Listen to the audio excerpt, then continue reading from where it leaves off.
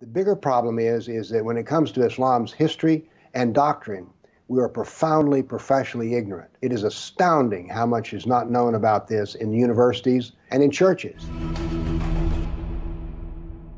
Hi everyone and welcome. This is the Apostate Prophet. I'm here today with a very important person that I've waited for a long time, Dr. Bill Warner, who has made a very important work in the recent years about Islam, especially about what he calls political Islam. He also made some very special work on the topic the Crusades versus the Jihad, and I also want to talk with him about that today. Let me just get to him directly so that he can introduce himself and can start talking. Hello, Dr. Bill. How are you? I'm doing very well and delighted to be here with you. Let me make a personal statement here. In my opinion, some of the biggest heroes on earth are those who leave Islam and then speak to the public, and you're one of those people who's a hero. Thank you very much. I appreciate that a lot. I want to come directly to your background. One of the most important things to get out of the way. You are a part of the science community. You have a PhD in a science field. Could you tell us more about your background? Well, we need to go back to when I was a child. I was raised in a very religious family, and the kind of Christianity we practiced was very text-based. That is, we were called Bible thumpers, as an example. So from a child of early age, preteen, I started studying the Old Testament and the New Testament. And so when I left home, one of the things I did was I became very interested in mysticism.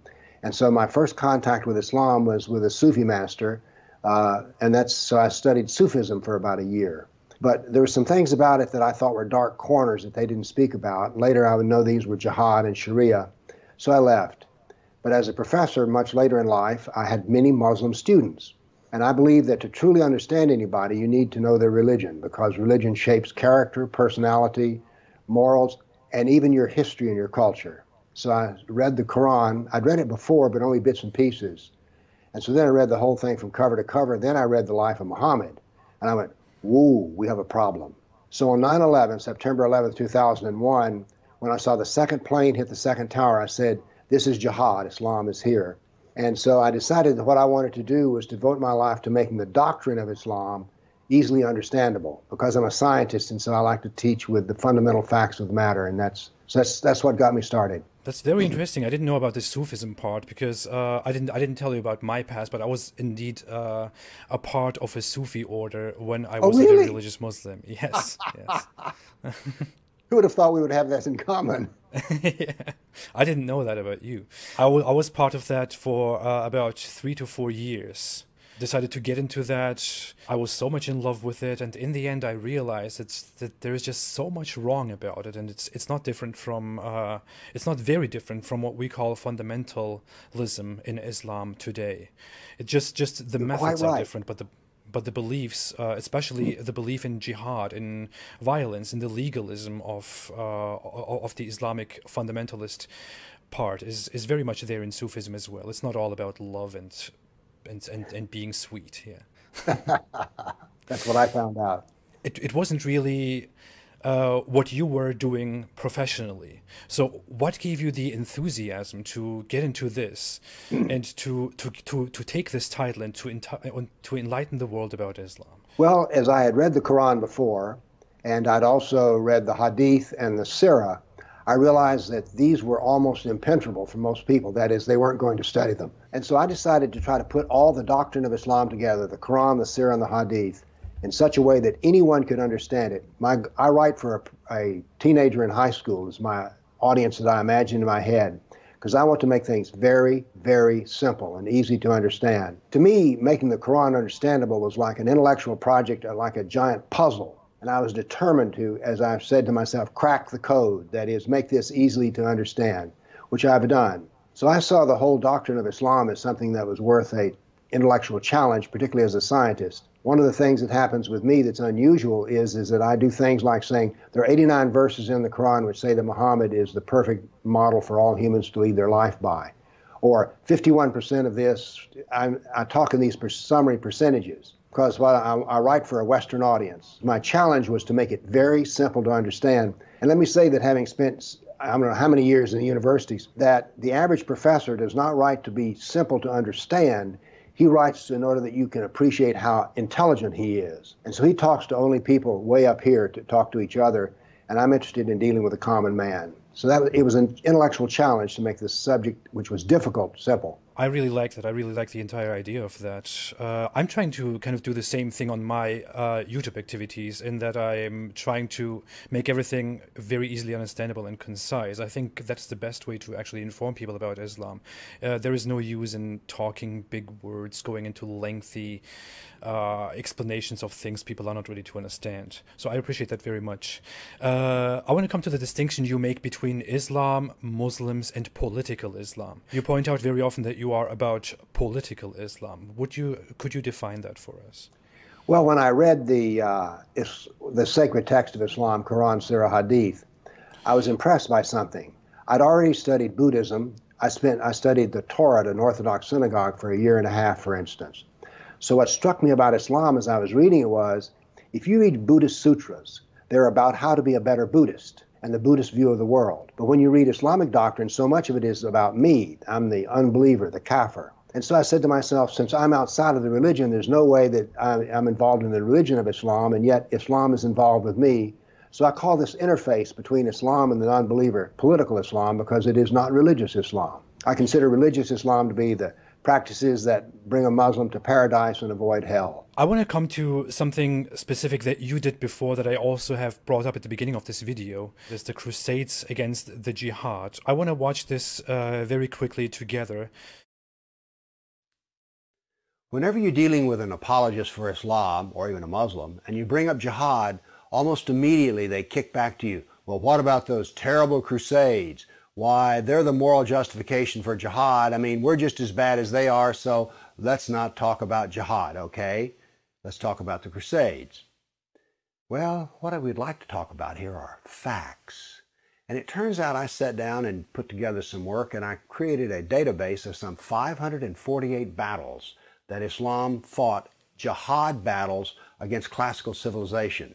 And these aren't even all the battles. It really doesn't say much about Africa and India, Afghanistan and all that. It's primarily the battles against the classical civilization of Rome and Greece. So I created something which I call a dynamic battle map, in which you have a display of the Mediterranean, and a white dot means that this 20-year period, that's a new battle. So every time the screen changes, it's 20-year period. And here it starts. Islam burst out of the Arabian Peninsula and immediately starts attacking the Middle East. And notice that it doesn't take long until they're crossing the Mediterranean and attacking southern France and Spain. Most people think of Islam, they think of Arabs, they think of desert, and yet here we see that Islam is projecting power throughout the Mediterranean. Notice how the little islands of the Mediterranean are getting hammered. The navy of Islam would attack coastal towns, kill, rob, rape, and then take slaves. So this whole battle map, as it unfolds, you're seeing slaves being taken. Over 1 million slaves were taken out of Europe into the Islamic world. That's something you don't think about much, but it's absolutely true. There were over 200 battles fought in Spain alone. And we also see, however, on the east coast in Turkey, that Islam is trying to break into Europe. Now, what's going to happen is, in Spain, this ongoing fight that lasted for 400 years, the Christians are going to push back the Muslims. But now then, what has happened over in the east is that Constantinople has fallen, and now then Eastern Europe is getting hammered. The jihad now comes to Eastern Europe. It's pushed out now of Spain. Northern Africa is now completely Islamic. The Middle East is completely Islamic. This is all jihad, relentless jihad. And why is it so relentless? Well, Muhammad was relentless in his jihad. And these people are good students of Islam, and so it's against the kafir, on and on. It was traditional that when the Sultan came to power, the brand new Sultan, he would immediately try to launch new wars, because he was going to be noted in his Islamic history as to how well he fought against the kafir. So that's what the jihad looked like over that time period, 548 battles. But remember, when you bring up jihad, people want to bring up the Crusades. So I also prepared a dynamic battle map of all the offensive raids of the Crusaders. Let's watch it and make a comparison. And so it begins. The Crusades enter into Turkey and the Middle East. Battles go on, but aren't there far fewer than you thought there might be? And here we go. The last battles are fought, and that is the end of the Crusades. So now then we can talk about some facts. Yes, there were Crusades, but notice they ended centuries ago, and jihad is being practiced today. Jihad has been with us for 1,400 years. There is no comparison between jihad and the Crusades. Certainly not a moral comparison. And when you're looking at the Crusades, remember, in one sense, all of the Crusades were defensive wars. Why? Well, as we saw on the first jihad map, it was Islam that came out of Arabia and conquered the Middle East, a Christian Middle East. And so the Crusaders were trying to free their Christian brothers and sisters from jihad. So there's no moral comparison at all. The motivation of the Crusaders was to free Christians. The purpose of jihad is to enslave the kafir. The next time you hear somebody talk about, oh, those dreadful Crusades, you've seen some facts about the matter. Why don't you pipe up and tell them you don't really know the matter? Dr. Bill, I'll make it very simple. When I saw this for the first time, I thought, this is the best thing I have seen so far on the Crusades versus the Jihad. It's very, very clear. It's all perfectly visualized so that even the least informed person can look at this and exactly understand what you mean, exactly understand what was going on, exactly understand why the whole discussion on, but we made the Crusades is entirely wrong. I want to discuss a bit further about that. Why do you think is it that people have this idea all the time that Europe should be held responsible for the entire Crusader story, while the world is entirely ignoring the vast history of jihad in the Islamic world that started before the Crusades and ended long after the Crusades? What we're dealing with here is a lack of rational thought. I'm a scientist, and so I base everything that I can on facts. These two videos, for instance, were made when I realized that I started doing some research, and a lot of work had been done earlier that I dug out. I think there were 548 battles that I cataloged. So then you have the problem of how do you display this information. I came up with this idea of the dynamic battle map. I also did this to educate Europeans and Christians as to why the condemnation of the Crusades. Well, there are things that should be condemned about it. But I think the other thing is that in the West, there's been a war between Catholicism and Protestantism. And I think the Protestants were some of those who brought in the evil Crusades idea because the Catholics, those involved in Europe, were Catholics. But now this is only a guess on my part. The bigger problem is that when it comes to Islam's history and doctrine, we are profoundly professionally ignorant. It is astounding how much is not known about this in universities and in churches. You can go to a church university and you'll discover that they don't teach anything about the death of Christianity. Never mind the Crusades. A large part of Christianity was annihilated, and yet Christians ignore this as well. So I find that Islam is the great subject which has not been studied in the way that it should by the common person. I would add to that, from my own experience, from my own knowledge, because I come from the Islamic world, I have lived in the Islamic world for over a decade, that the Islamic world also has this collective spirit. The Islamic world always wants to come together, never acknowledge their own faults, just as well in the case of Israel, for example, never acknowledge their own faults and want to spread this idea that the Islamic world was always right and all the others were always evil. Because of that, we can even see that in the Islamic world, in a world with 1,400 years of violent, bloody history of conquest, people can speak about how bad the Crusades were. Well, one of the things I've learned in dealing with Islam, because we have to go back to Muhammad here, Muhammad was never wrong, the Kafirs were always wrong. And this is something that I've learned, and I've debated with Muslims, and one of the things that I've learned is that Muslims are never wrong and Kafirs are never right. And I can't really understand Islam, because if I really understood Islam, I'd be a Muslim. So the fact that I'm not a Muslim is proof that I cannot understand it. Well, even if you understood Islam before, if you are an ex-Muslim, like in my case, it suddenly turns into you were never really a Muslim. You didn't really understand Islam. That's why you left Islam. It's never their fault. It's never Islam's fault. It's always my fault and your fault. So we agree. Yes. One other thing I want to come to is the subject of slavery. You have brought it up in the video already, but I think it's a very interesting topic. I spent a lot of time on my channel talking about that. In the West, we spent a lot of time focusing on the transatlantic slave trade, on how white people, how Europeans enslaved black people or enslaved the world.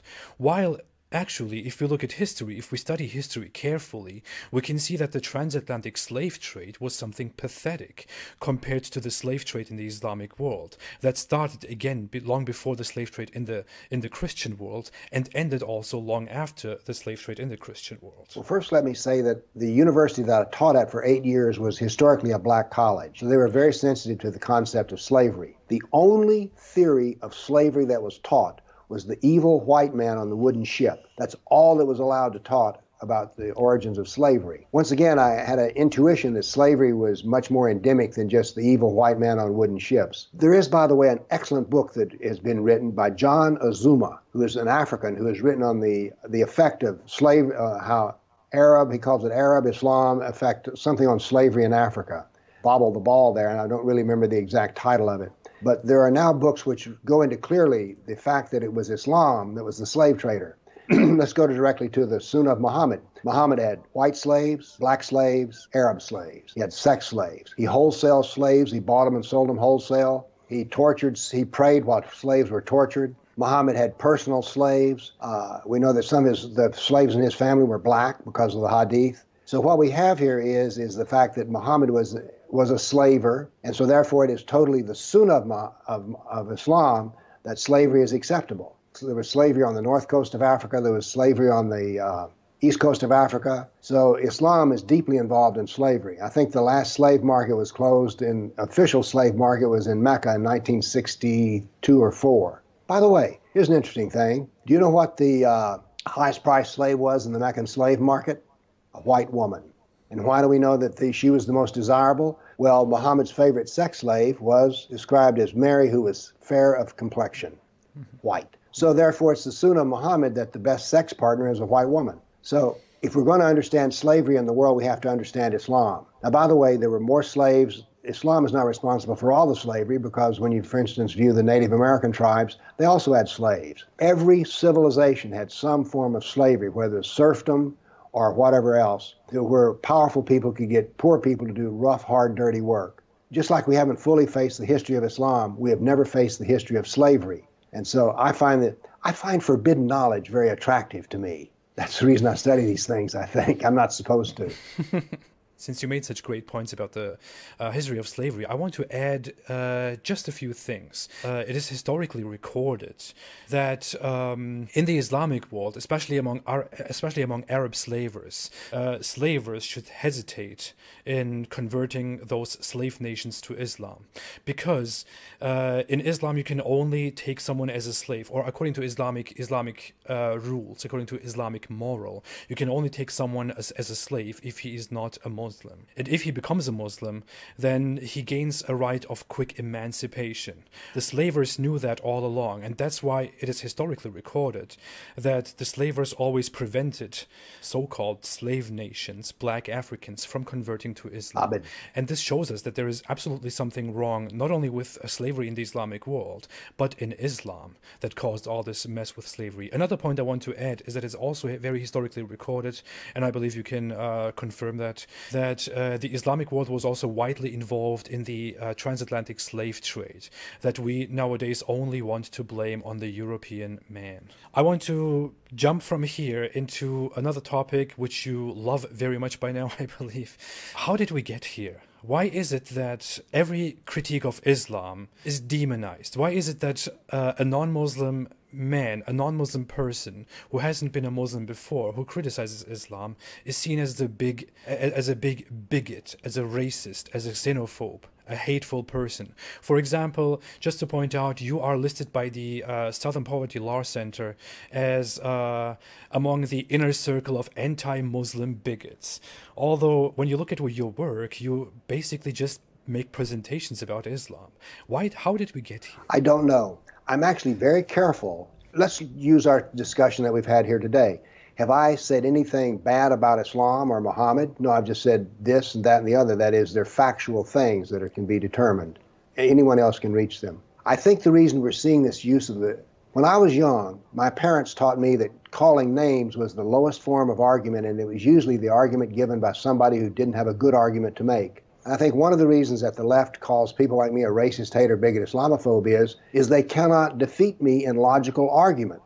because they don't know any facts about Islam at all. I've known leftists who will defend Islam with vigor and then turn around and speak bitterly and hatefully about Christianity or Jews. There is a peculiar thing here in which the Muslim is always seen as the ultimate victim, and people like me who simply say, here's the doctrine they're following, is I'm a bad person. And so that's the reason. So the Southern Poverty Law Center is the ultimate name caller, if you will. They don't address my logic. They don't say, you know, Bill, when you talk about this, this is not true. No, what they say is I'm a racist. By the way, as a former Muslim, can you tell me, did you lose your race when you left Islam?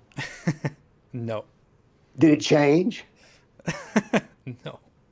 No. But this to me is a great tragedy. And let me explain to you why it's tragic. Our civilization is having two cornerstones. One is the ethical cornerstone of doing unto others as you would have them do unto you. And so this is what I call a unitary ethic in which all people are treated by the same code. Our intellectual cornerstone is critical thought, rational thought, fact-based reasoning. I see us losing our fact-based reasoning and instead resorting to the lowest form of logic, which is force and screaming and calling names. Antifa is the new intellectual model, I'm afraid. If we cannot agree to do fact-based reasoning and not interrupt each other and scream and that is act like adults, this becomes a normal thing. But what we're seeing here is a childish behavior on the intellectuals, and the worst of them are in the universities. Well, I just keep fighting. So do I. I just thought it. What would be your advice, your personal advice with your work to the Muslim community, to Muslims who listen to you, to Muslims who stumble upon this video? Study your history on a fact-based basis, and then learn who Muhammad really was. Learn what his sunnah really is, and understand the contradictions in the Quran. What I say to anybody is, if you're a Muslim or not, you need to know more about Islam. You need to know more about Allah, and you need to know more about Muhammad. I'm a teacher, and so I advocate knowledge as the cure for ignorance. Thank you so much, Dr. Bill. I want to talk lastly about your books. You have written a lot of books about Islam, mostly also books that are very concise, which I liked very much, because that's always something I'm looking for in terms of educating people. Could you give us a summary about your books, about the topics of your books? Well, basically, all of my books are about Islam, and I published 3 different Qurans. I published 2 different Lives of Muhammad. And they may change only in their size. That is, my simple Quran is about this thick and the 2-hour Quran is about this thick. What I discovered is that people are intimidated by Islam, and so they figure, well, I can't understand this. But if you give them a little bitty book, they go, well, I can understand this. I don't criticize Islam. I don't criticize Muhammad. I just say what he did and what he said. I don't criticize the Quran. I just say, here's what it says, and it has these contradictions in it. So I say to Muslims, you need to know more about Muhammad, you need to know more about Allah. And I say to Kafirs, you need to know more about Muhammad and more about Allah. I have a very uniform plan. I love that. Finally, Dr. Bill, do you want to say some last words to my audience? My last words on my channel are always, stay away from Islam, but that's only me, so... I would say to our audience that we live in perilous times. There's big shifts that are happening, and then we need to deal with facts and dealing with it. If we're going to talk about immigration, instead of being all soft in the head and soft in the heart, we need to look at the facts of the matter. I'm a scientist. I believe in fact-based reasoning, and I encourage everybody to do the same. Besides that, it's fun. I agree. Thank you so much, Dr. Bill. I absolutely loved this conversation. Thank you very much for joining me. And well, thank you. I judge interviews on how enjoyable the interview was, and I think in this case it was a good interview because I enjoyed it.